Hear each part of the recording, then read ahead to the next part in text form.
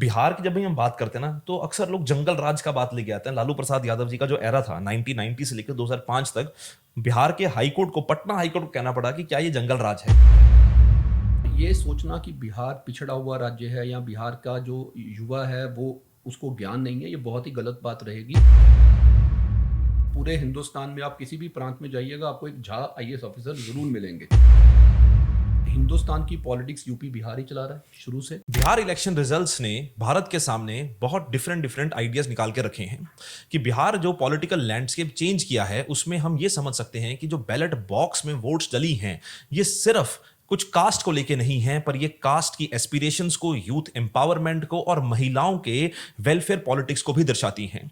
बिहार, जिसे हम अक्सर माइग्रेशन से या पलायन से या फिर बैकवर्डनेस से समझते हैं या कास्ट पॉलिटिक्स के कॉन्टेक्स्ट में समझते हैं, आज एक नए क्रॉस रोड के ऊपर खड़ा है जहां वेलफेयर स्कीम्स का नया दौर है, नई कास्ट बेस्ड कैलकुलेशंस हैं और साथ ही साथ यूथ की कुछ एक्सपेक्टेशंस हैं, और ये सब मिलाकर बनता है कास्ट 2.0 का नया कैलकुलस। यानी कास्ट सिर्फ आज एक आइडेंटिटी नहीं है, बल्कि एक एक्सपेक्टेशन है और साथ ही साथ नई उभरती हुई डेमोग्राफिक डिविडेंड है। इसी बिहार इलेक्शंस के आइडिया को डिकोड करने के लिए आज मेरे साथ हैं राज सर। मेरा नाम है अनुज शर्मा और आज की इस पॉडकास्ट में हम डिस्कस करेंगे कुछ ऐसे फंडामेंटल प्रिंसिपल्स को या ऐसे फंडामेंटल क्वेश्चंस को जो बिहार इलेक्शंस को दर्शाते हैं। तो सर, सबसे पहले तो welcome to this podcast. Thank you Anuj.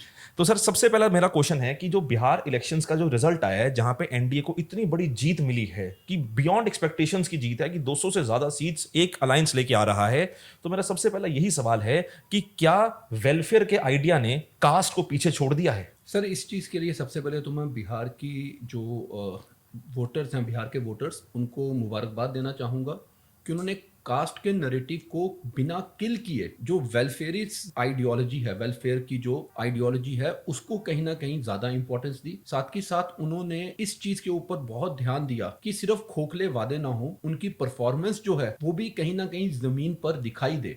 तो कास्ट को किल नहीं किया गया, उसको छोड़ा नहीं गया, लेकिन उस कास्ट को रिफॉर्म कर दिया, रिस्ट्रक्चर कर दिया और उसको ओवरवेलम कर लिया आकर वेलफेयर अप्रोच ने।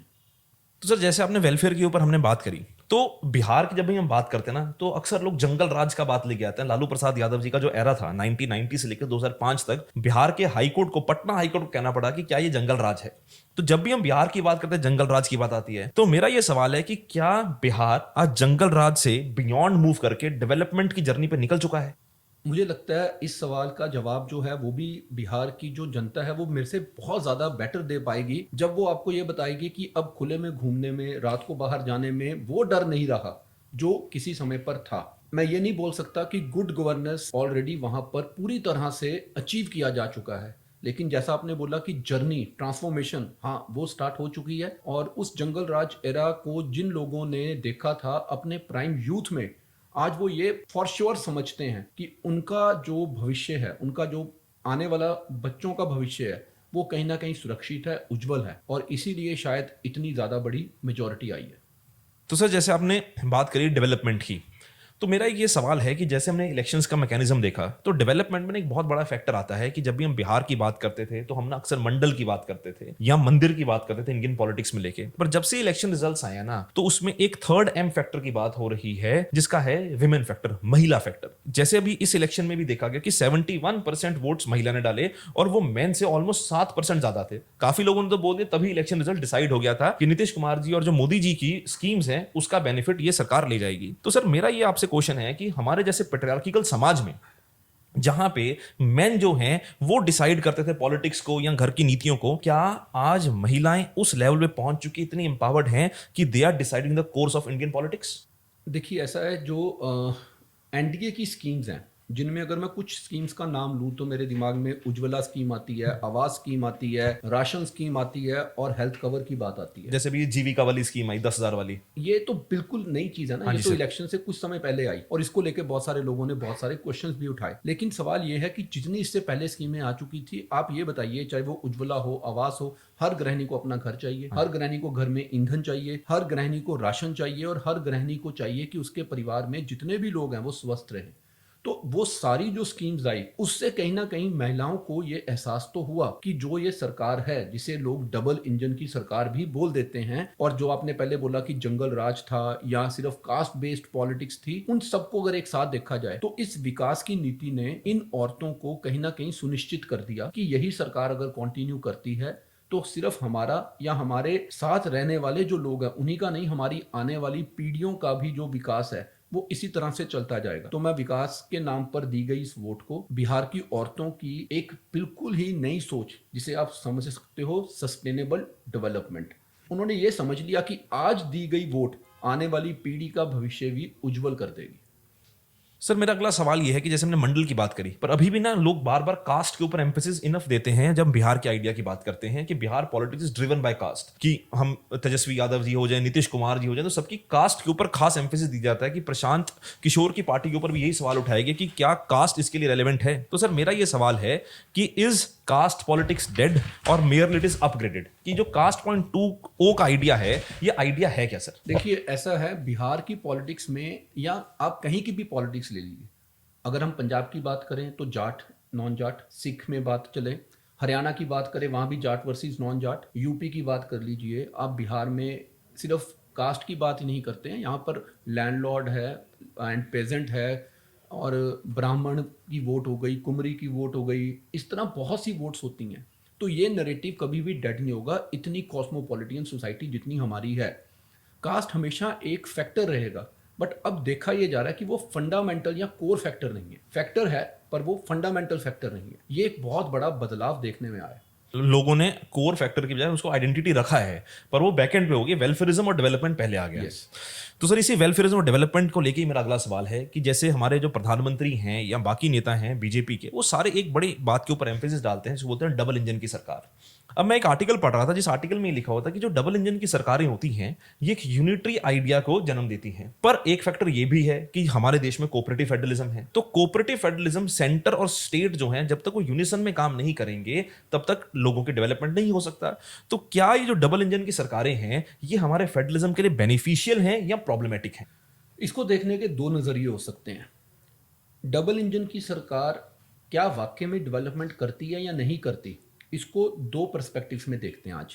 पहला पर्सपेक्टिव है कि 1950 से 60s के बीच में सेंटर में और बिहार या बाकी सभी स्टेट्स में कांग्रेस की सरकारें थी, वो भी डबल इंजन की सरकारें थी। उस समय पर कितनी डेवलपमेंट हुई, कितनी प्रोग्रेस हुई, एक हम इसके ऊपर बात कर सकते हैं। दूसरा, पिछले 10 साल में एनडीए की सरकार है, 10-11 साल से सेंटर में, और बिहार में भी एनडीए की सरकार है, तो वहां पे कितनी डेवलपमेंट हुई। दूसरी बात आपने बोली, क्या ये फेडरलिज्म के स्ट्रक्चर को चैलेंज करती है या उसको कहीं ना कहीं ये सेटबैक करती है, तो इससे तो मैं बिल्कुल भी एग्री नहीं करता। टू अ लार्ज एक्सटेंट बहुत बार ऐसा रहता है कि जो पार्टी सेंटर में होती है वो बहुत सी स्टेट्स में होती है, बट क्या उनके बीच में कॉपरेशन प्रॉपर हो पाती है?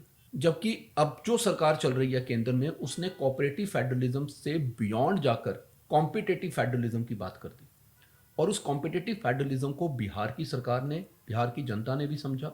उन लोगों ने यह भी समझा कि किस तरह से हम compete करके अपने ही प्रांत में अपने ही रिसोर्सिस को यूज करके पहले से कहीं ज्यादा डेवलपमेंट कर सकते हैं, और जो परिणाम है वो आपके सामने है।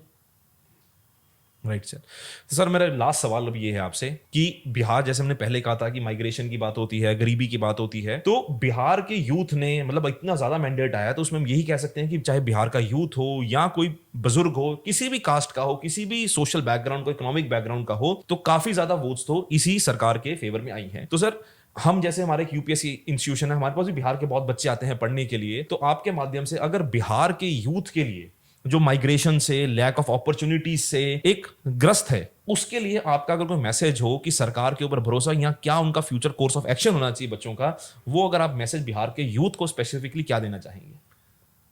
बिहार का यूथ बहुत ज़्यादा समझदार, बहुत ज़्यादा एनलाइटेंड हो चुका है, और ये सोचना कि बिहार पिछड़ा हुआ राज्य है या बिहार का जो युवा है वो उसको ज्ञान नहीं है, ये बहुत ही गलत बात रहेगी, क्योंकि हिंदुस्तान की पॉलिटिक्स यूपी बिहार ही चला रहा है शुरू से। सिविल सर्विसेज में अगर हम बात करें, मैक्सिमम बिहार से और यूपी से ही सिलेक्शंस होते रहे हैं, बहुत समय से हम ये जानते हैं। और पूरे हिंदुस्तान में आप किसी भी प्रांत में जाइएगा, आपको एक झा IAS ऑफिसर जरूर मिलेंगे, एक नहीं कई मिलेंगे, पर कोई एक झा बहुत सुपीरियर पोजीशन पे जरूर मिलेंगे। श्रीवास्तव होंगे, झा होंगे, फॉर श्योर होंगे। अब देखने की बात यह है कि बिहार का बच्चा उस जंगल राज से बाहर आने के बाद क्या अपनी शिक्षा के ऊपर और ज़्यादा फोकस कर पाएगा, एम्फेसाइज कर पाएगा, और जिन लोगों को वो अपॉर्चुनिटीज़ पहले नहीं मिली, क्या वो इस उभरते हुए नए जो बिहार की एक तस्वीर सामने आ रही है, इसमें वो अपने बच्चों की एजुकेशन के ऊपर ज़्यादा फोकस करेंगे? अगर एजुकेशन पे फोकस कर दिया तो मुझे नहीं लगता उसके बाद माइग्रेशन की बात रहेगी। अगर एजुकेशन और माइग्रेशन नहीं हुई और जो डेमोग्राफिक डिविडेंड भारत का है वो बिहार का भी है, तो अगर वहाँ पे जंगल राज खत्म हो गया तो इंडस्ट्री भी आएगी। इंडस्ट्री आएगी, सिर्फ माइनिंग की बात नहीं है, यहाँ पर बहुत सी इंडस्ट्री आएगी। बिहार में कोल है, बिहार में और बहुत सारे रॉ मटेरियल हैं, बहुत सी रिसोर्सेज हैं। अगर इंडस्ट्री आएगी तो एम्प्लॉयमेंट भी आएगी।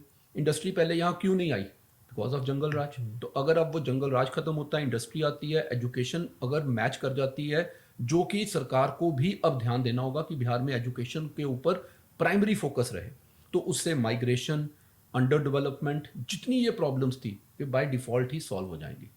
तो मैं यूथ को यही कहना चाहूँगा, आप अपनी और अपने आने वाली पीढ़ी की शिक्षा के बारे में सोचो। Education is the only and only way to change your life. Enough of being targeted, enough of being stigmatized, enough of being seen as somebody who is only and only involved in crimes, या वो गुटके की image जो बनी हुई है उससे बहुत ऊपर उठ चुका है बिहार अभी भी।